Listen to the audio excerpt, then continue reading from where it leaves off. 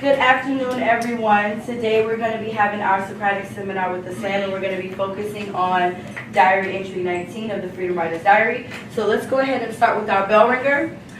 So you guys know that you're going to be looking at the picture and you're going to be completing a raft assignment. It stands for role, audience, format, and topic. So basically you want to look at the picture, determine what you're going to be, whom you're going to be speaking with, what format you're going to convey that message, and then what topic you're going to focus on. So let's go ahead and take our sheet of paper, writing utensils out. I'm going to give you guys approximately 10 minutes to do this writing activity, and then we're going to share out. Okay? Time starts now.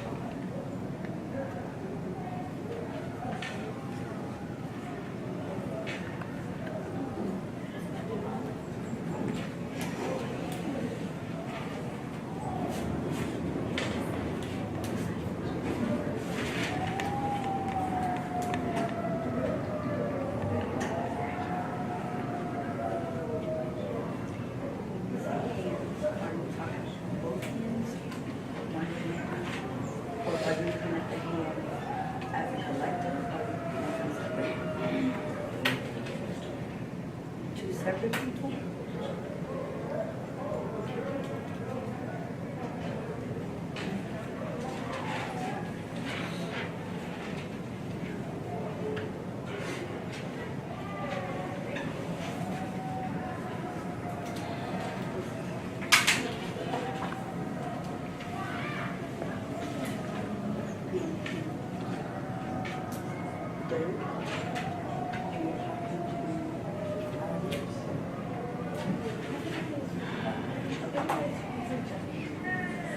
That's okay. I can see that. Did you consider the heart in the middle?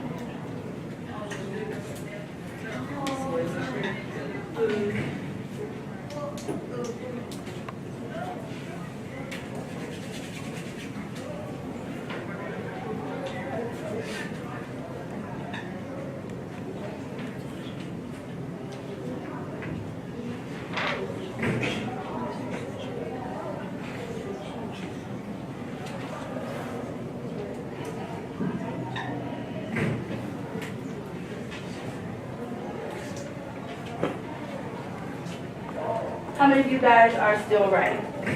Okay, got a couple hands. Go ahead and take that couple minutes.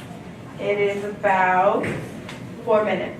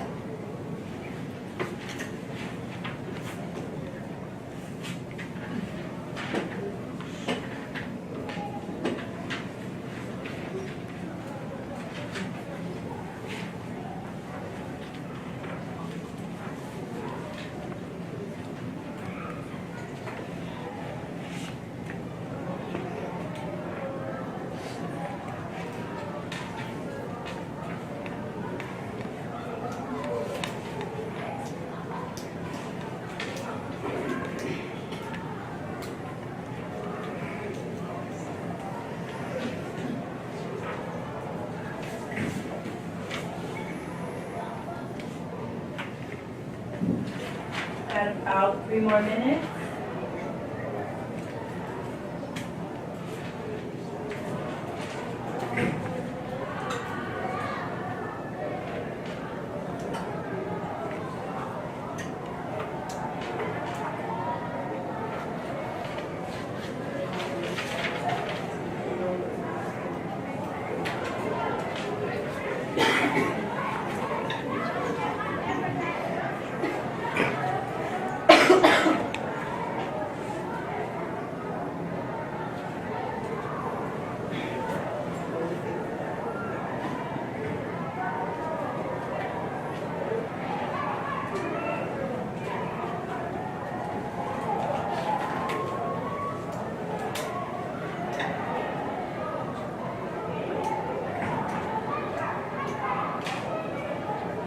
Of 2 minutes.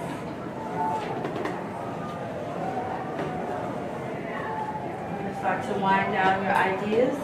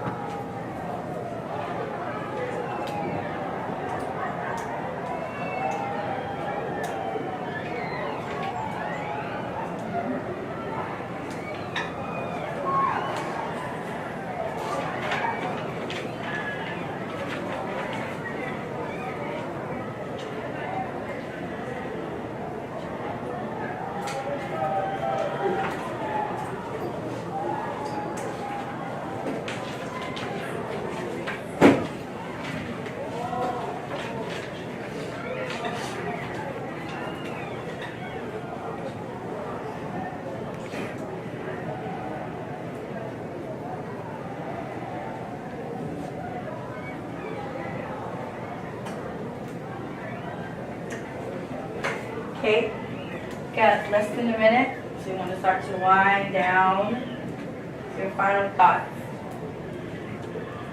For those of you that are done writing, I want to ask anybody willing to share out. Okay, so we're going to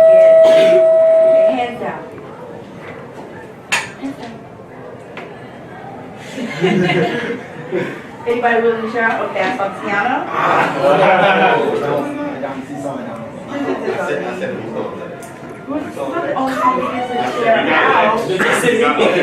Okay.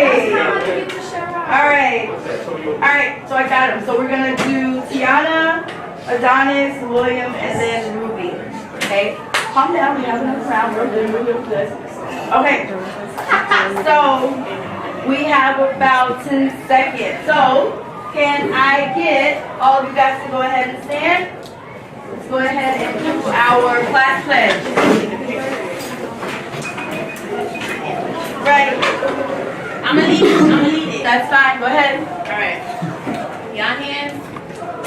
Alright.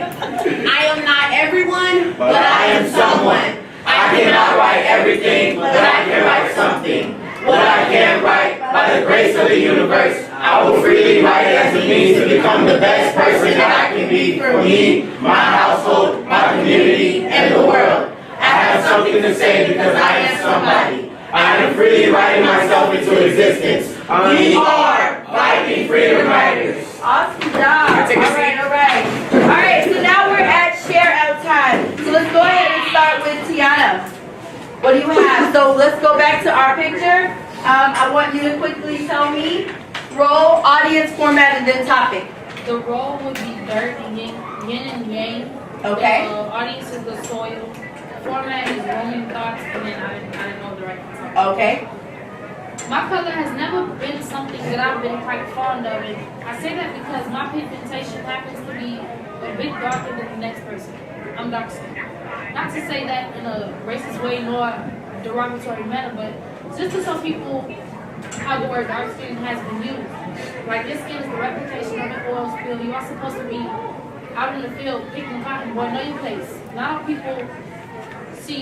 all people of the opposite force or races like yin and yang, and everything bad wasn't evil and everything good wasn't pure. They were interconnected with one another because, say for example, just because that girl is always happy on the outside doesn't mean she's happy on the inside. Looks are deceiving. People's characters can be misleading and messed up. Awesome job. Okay. Awesome job. Donnie? So once again, tell us your role, audience, format, topic. My role was MLK's dream. My audience was to Martin and the people. Just the people. My format was speech and poem, and my topic was when I come true. Okay. This goes out to the ears that are listening. To those who believe in me like folk tales passed down through generations. I am a ruler. I am nothing more than a tall tale that ended up short. I had potential to live, yet you left me to rest. I was rested in your arms by MLK. I appreciate how far you came from back then when segregation began. Yet you terrorized on each other as if you were earning hollow tips. Funny how pride could hollow cost your life. Your brothers and sisters treating each other like enemies on no man's land. Does a gangbang really have to be a rebellion? Awesome. Okay, William, you're up. So go ahead and tell us role, audience, format, and topic. My role was the fingers. The fingers. Okay. I was talking to the hands of different people. Okay. Stuff like that. All right. And also people in general. And then my role was not my poem. My format was a poem. And then my topic was like what we go through. What we go through. You left it general like that. Okay, cool beans. All right. I guess I ring too much. Maybe I notified you too early that John Doe is not your son's name. That toe tags do not buy bodies on sale, that life is short. And blacks can go from 6'4" to 4'9". That time came a little late. And death caught him in the ambulance. That you can't bring him back. That souls are placed in shoes to be stepped on, stringing us like laces, locked up like Nikes, checking for pulses. That blacks only come together when all is lost. But if unity is in the soil, what did the world grow? If our roots are strong, why can't we plant a nation in Miami worth being a garden? Pinkies pointing middle fingers at indexes of people, pointing out each other's flaws like thumb tacks. Are we not the same color? Your roots grow from the same tree we hung from. They say the first kings of Egypt were black. Maybe that's why these hands know the role. Maybe that's why these hands know the role of royalty too well. But only when we come together does a kingdom come. Awesome. Okay, King Ruby, tell us your role, audience, format, and topic. My role was a color spectrum. My audience was the people of Earth. My format was a poem, and my topic was perception. Black and white look so beautiful when they contrast, but they channel minds to the wrong box like Comcast. So remote to the situation that they've lost control. Maybe they've misinterpreted me. See, it's not easy being a color spectrum when spectators turn to Spartans when they witness my polar opposites. Black and white, yin and yang, fish in the same pond, but if they don't splash in the same color, they aim for the gills. I'm confused. Nobody's seen the color of the hands of time that planted the seed which grew into the planet Earth. Stem blooming green from the dirt, water blue, blood red, fingernails white, black marrow remembered and reimbursed with bones strong enough to carry oppression, a curse. Can we reverse the cycle? Because there was black before light could show white. Red blood thicker than blue water, but still they coexist.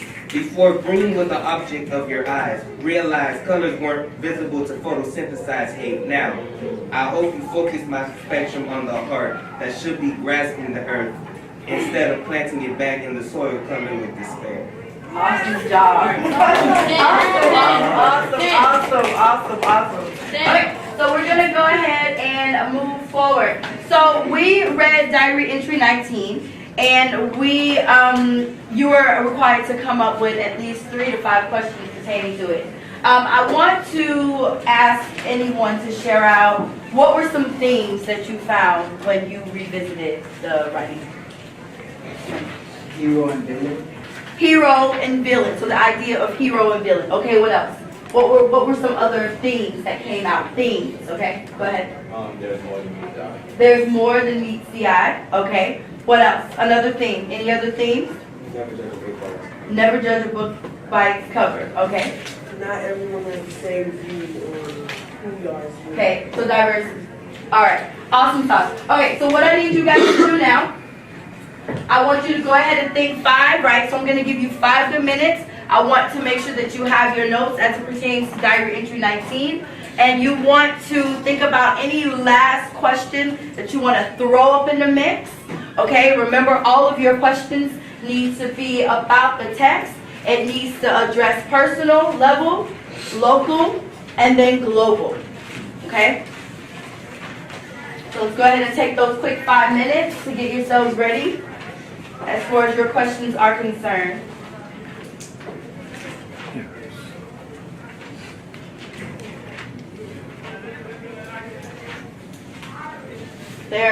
This diary entry is completely loaded with a lot of concepts and perspectives. So you guys want to dig deep in the text. Because ultimately, we are looking to create an indie piece or even a group piece for performance purposes. Okay. So even if you have like 5 questions, if you have more questions, go ahead and get them out. Okay.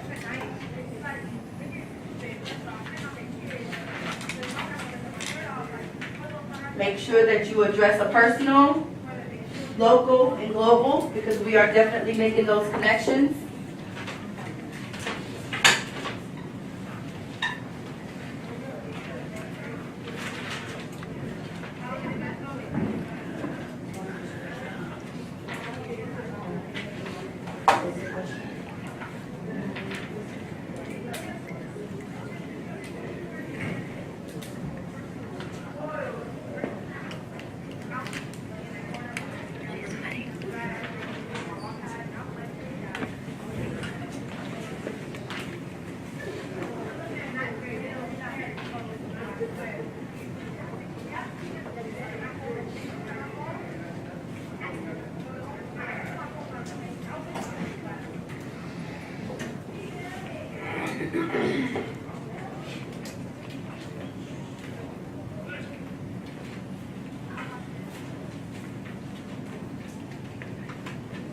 We're live.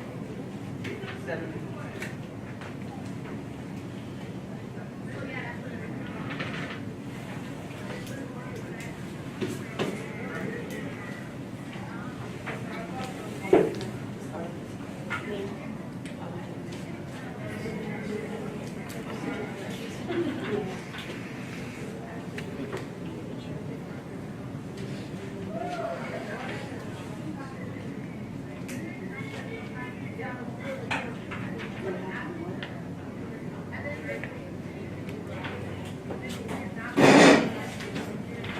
So you'll be getting a connection between that type of literature and this type of and make sure you clear up your presentation.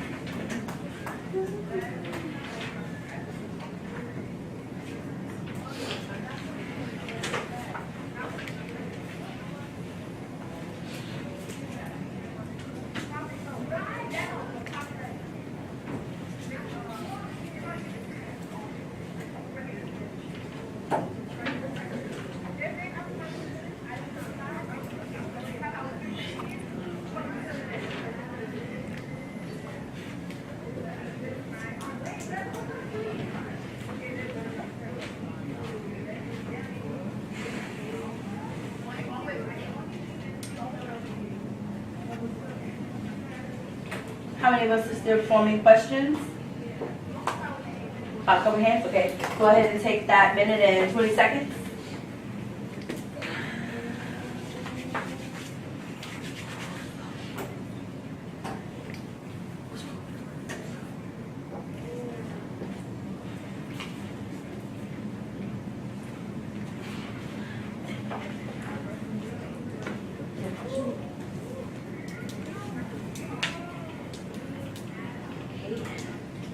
Are you ready? Is the timer going?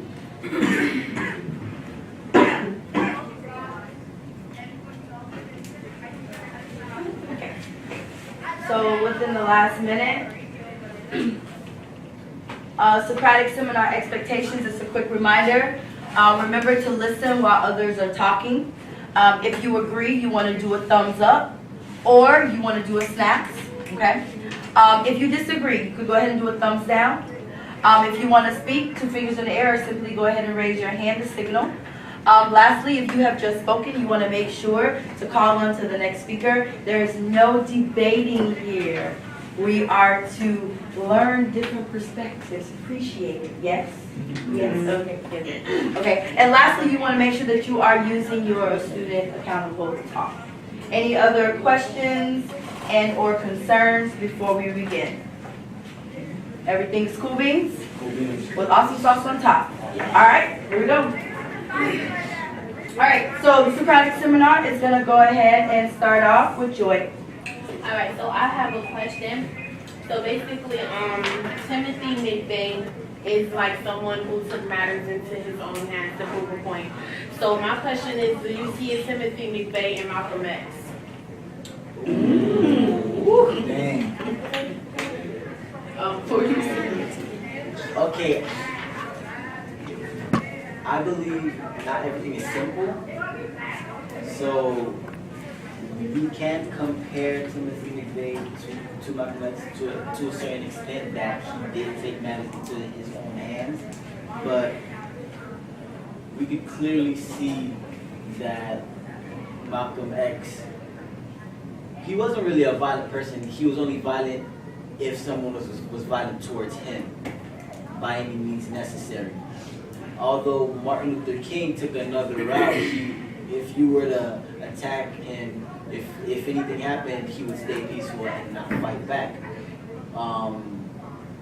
Malcolm X, on the other hand, is a very peaceful person unless it came to a certain point. So I don't think he's a Timothy McVeigh because I believe Timothy McVeigh wanted the attention, so he did it for the attention. I believe Malcolm X only was violent for self-defense. So I don't. What you said was a complete contradiction. Right. A complete contradiction. Because you said Malcolm X, he wasn't violent unless somebody was violent towards him. Yeah. Okay, Timothy McVeigh, he was trying to give somebody a wake-up call. And sad to say, he had to be a fire alarm. He had to literally be a fire alarm in high school. Because that's the only way people would pay attention. If you don't kill nobody, then nobody's gonna look at you. And, well, I'm rewriting myself, but anyways, back to Malcolm X is that Malcolm X, somebody triggered him to act that way. Same thing with Timothy McVeigh. The government is triggering him to act that certain way. Prophet. I want to say on the topic, like, I realized something that kind of, I feel like sparked that question was the fact that both saw something they didn't like, both felt like it needed to change, but both went about different ways of doing it. Like Timothy McVeigh, what Adonis said was very true. Like, you know, he felt like he had to be that fire alarm that wakes everybody up, and it was a wake up call.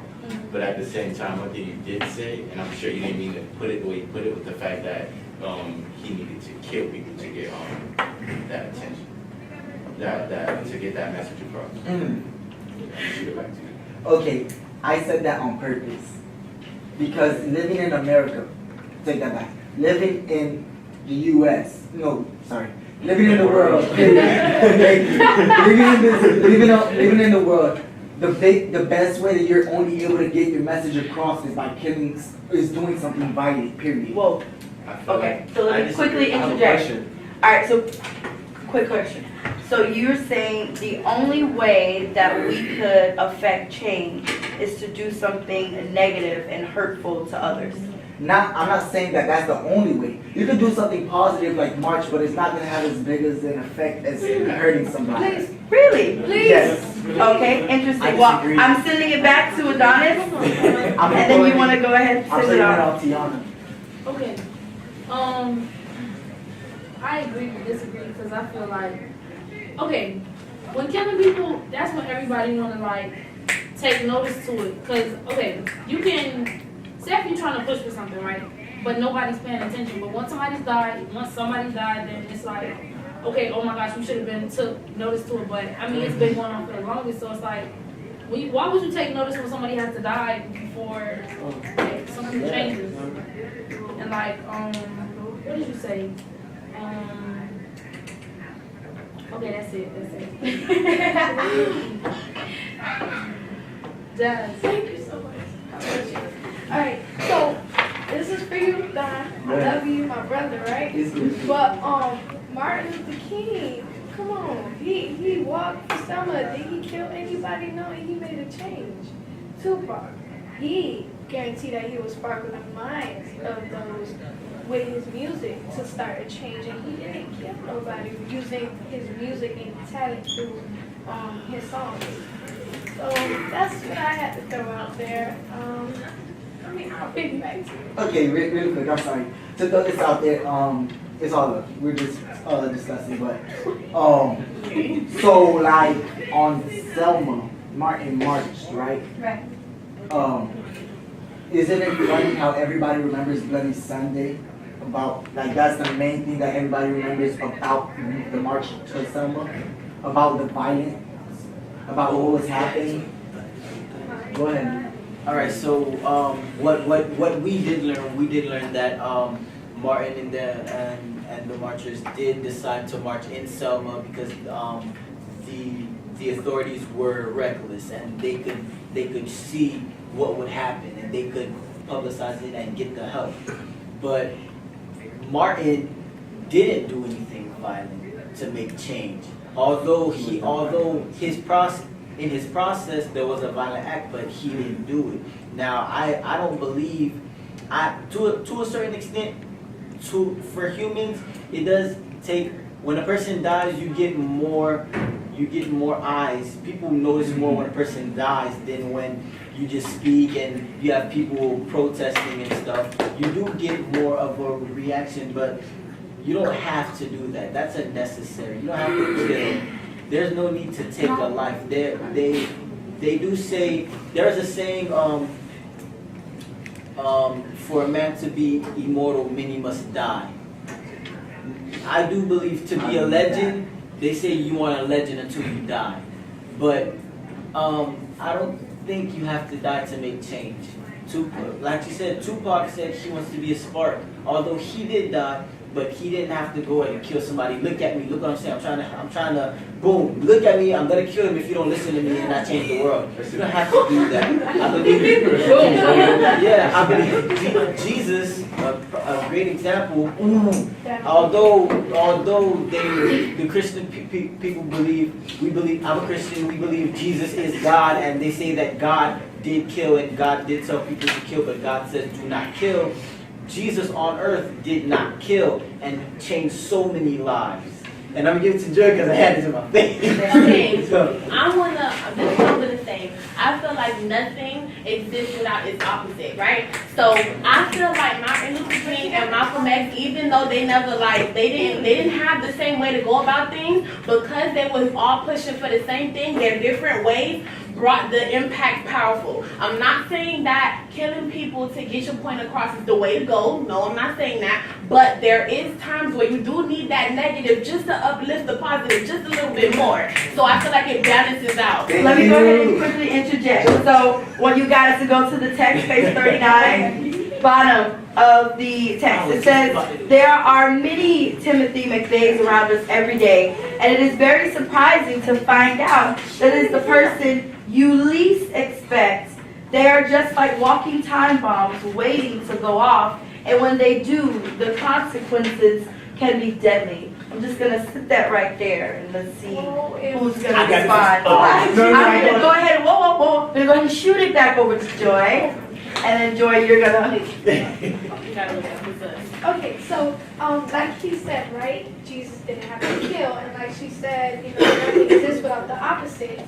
Well, Jesus didn't have to kill, but he did have to put his own life out there for everybody else to accept him. So he died on the cross for us, and by dying, it seems like a lot of people get more interested in things like that. So he had to literally sacrifice, get on that cross just for us, just so some people can understand how true his love was. So yeah.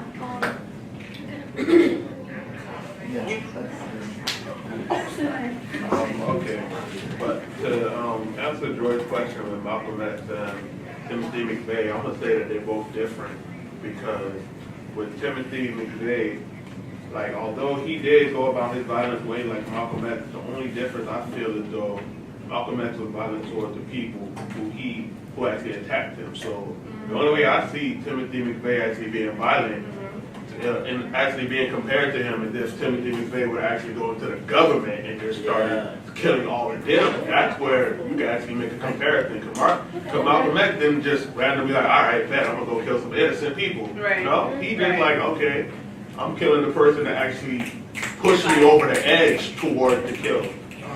So that's what I had to say. I'm gonna put this to Sierra. Because you talk about Timothy McVeigh, you brought him up. I have a question. I said, if there were Timothy McVeighs in your school that you knew about, what actions would you take to help them before they go to the extreme? Adonis.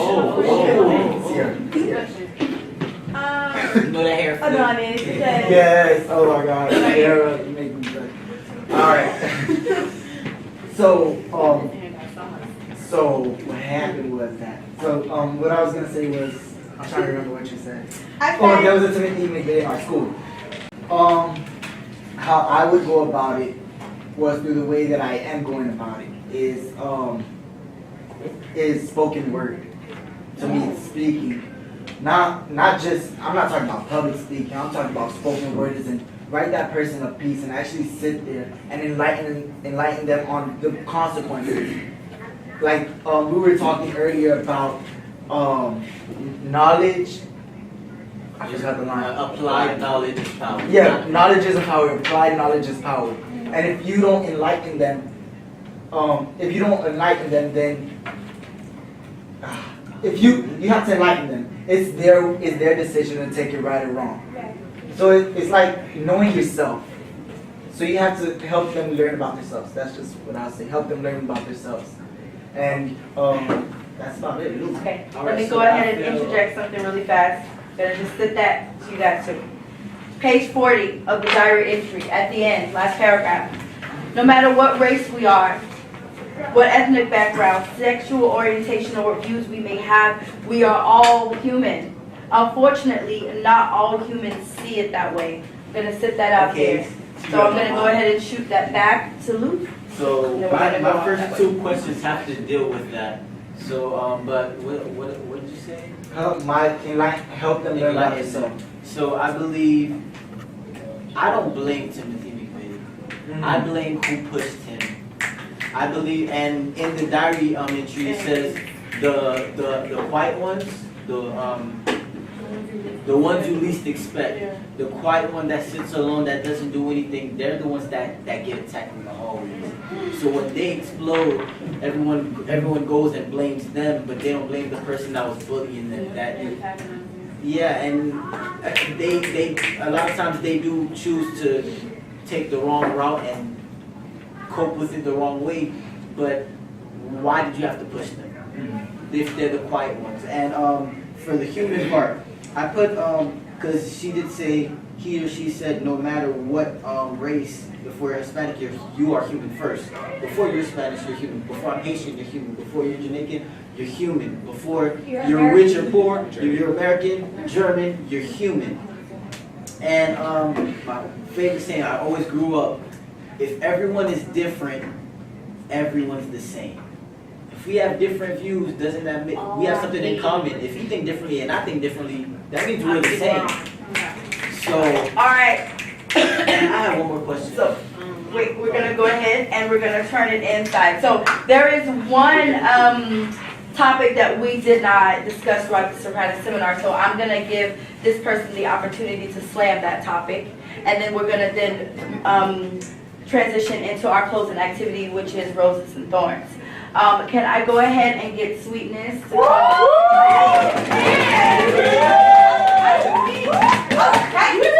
so you can slam it. Alright?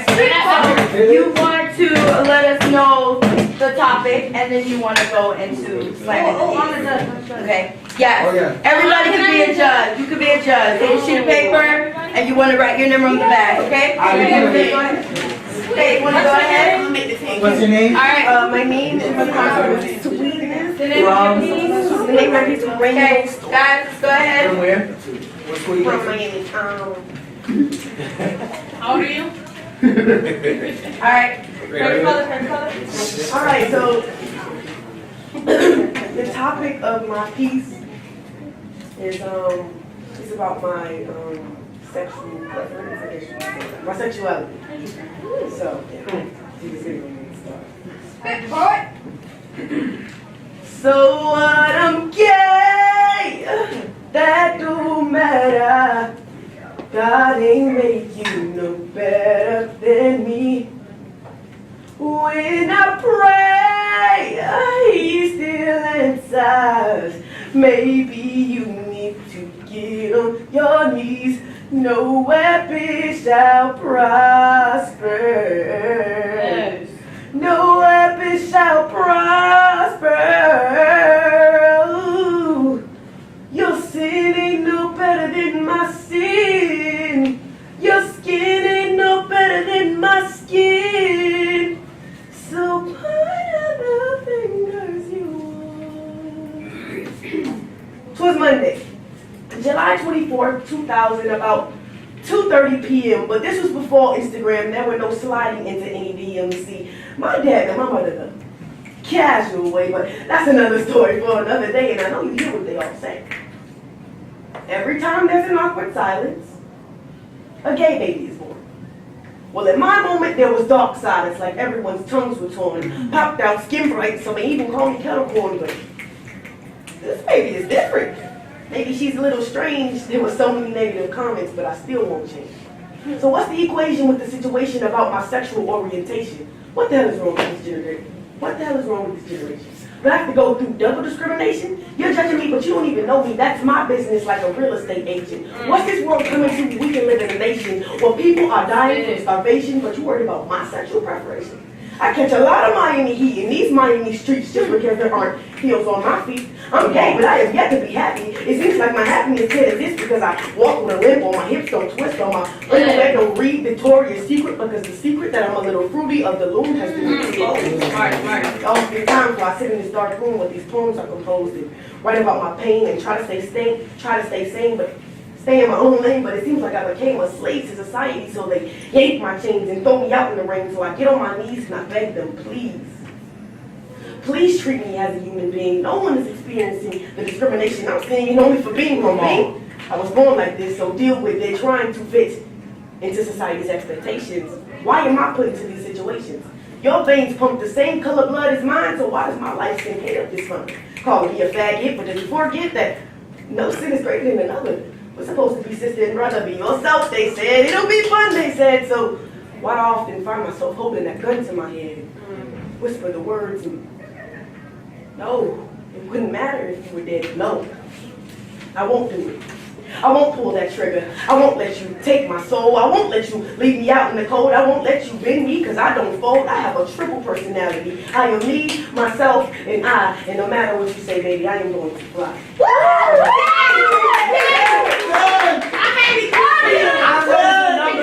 It's probably not a number, but hey,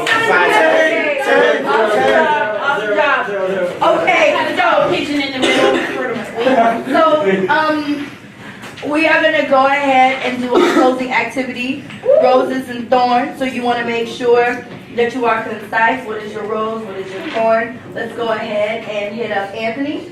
What is the rose and the thorn? Alright. A rose is being able to participate in activities such as the Socratic seminar, when everyone can share their thoughts to inspire others' thoughts to come together and create something that's bigger than mine. And a thorn would be, I'd probably say disagreement. Okay. Like debating between each other, you know, we're going to cause any feud, so we want to come together and stay as one. Okay. Raheem, rose and thorn.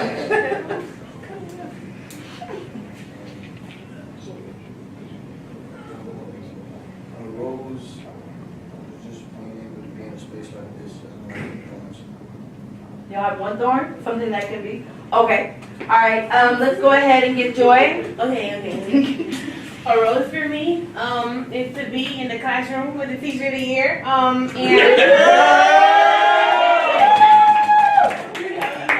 And the thorn is that it took so long for them to realize that you're the best. You feel me? So. Oh wow, thank you.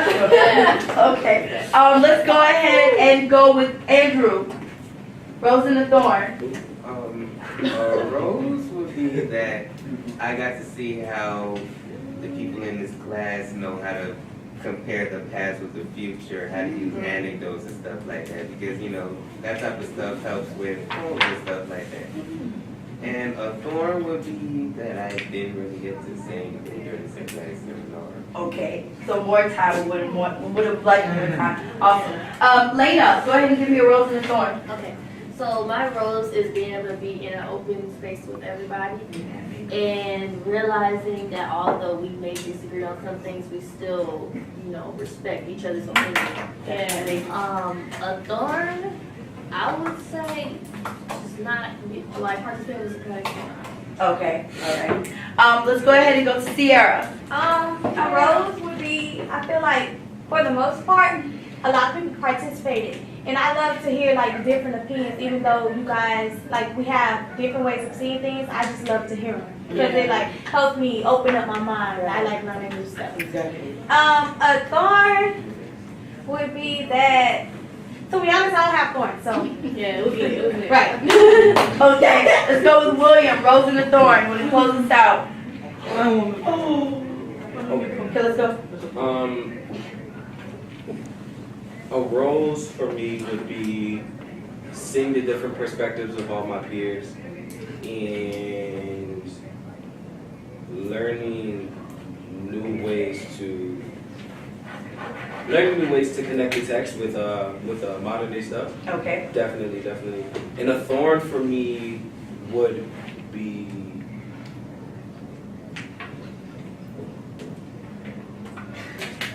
No thorn? For me would, it's really hard for me to find a thorn. If you don't have one today, you don't have to find it. But I'm gonna find a thorn. So you don't have to find a thorn. All right. I'm gonna mail it to you. So that is our lesson for today. All right. So you guys want to make sure that you revisit this piece, revisit your questions and everything, and write your indie pieces. Okay. All right. Peace, love.